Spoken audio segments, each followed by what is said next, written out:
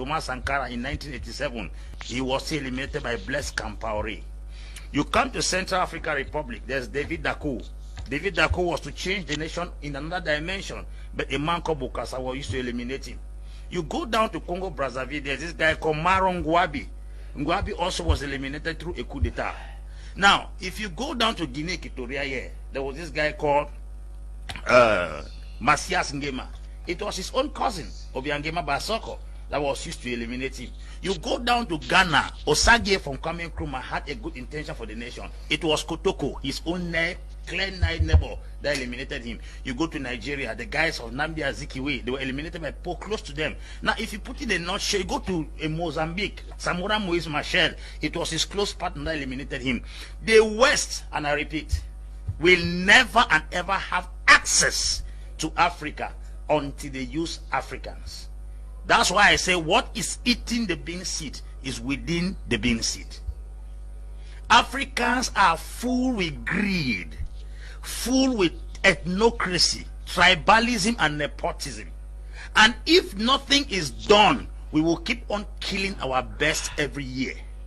As I talk to you recently, I will guarantee you all shorty that this guy Magufuli has convinced us against once more that Africa does not need any support out of the country.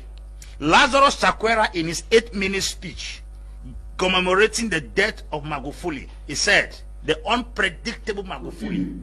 They did not know that leadership could run in Africa without money being borrowed from International Monetary Fund, because they did not know Magufuli was coming. They did not know that projects could be set up and executed on time, because they did not know Magufuli was coming. They did not know that somebody could not pay attention to General Assembly of the United Nations. They did not know Magufuli was coming.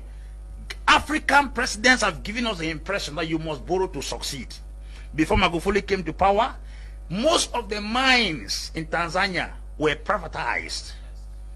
But what he did was that he came back and then sanctioned the foreign companies that were mining in Tanzania until 16% of those particular mines were given back as ownership back to Tanzania. A scenario occurred in Zambia. Zambia is the best producer of copper. You have the copper belt in Zambia.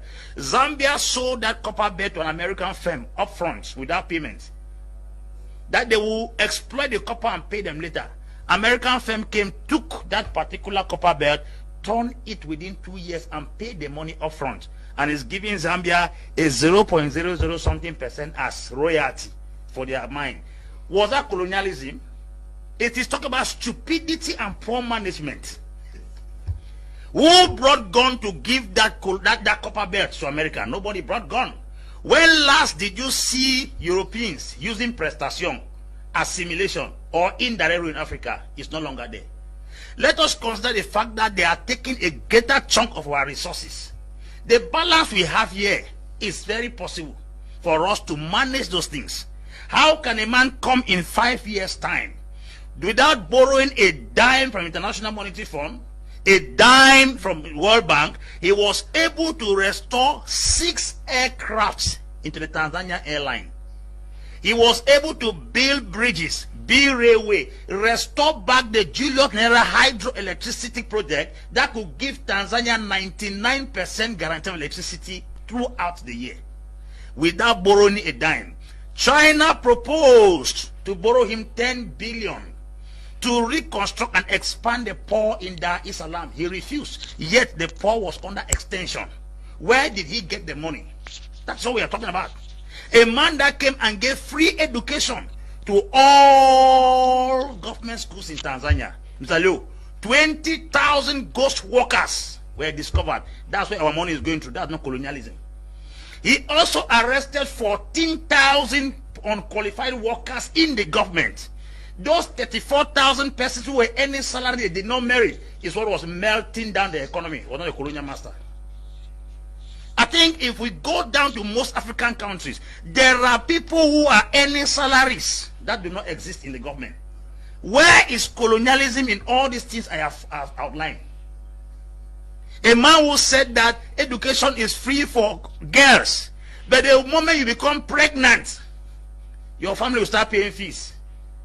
A nice way of fighting moral decadence. Who are we going to blame? Where did he get the money? He came and saw the hospital. President now goes down to the hospital. Beds were scattered, rotting, patients were sleeping on the floor.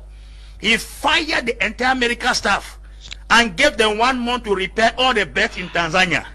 And suddenly from nowhere, the beds were repaired in a space of 2 months.